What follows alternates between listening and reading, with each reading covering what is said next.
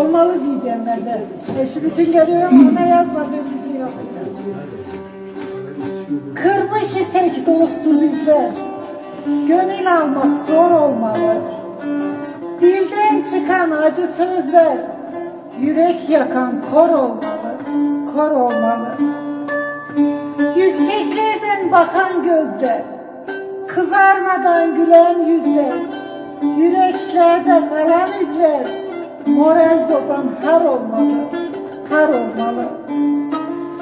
Dostunu dost görmüş isen, dertlerini sormuş isen, dinleyip söz vermiş isen, sakladığın sır olmalı, sır olmalı.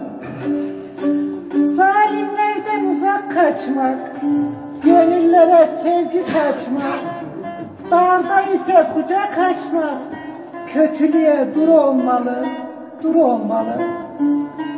Ekip biçip vermiyorsak, gören gözle görmüyorsak, dosta değer vermiyorsak, bakan gözler kör olmalı, kör olmalı.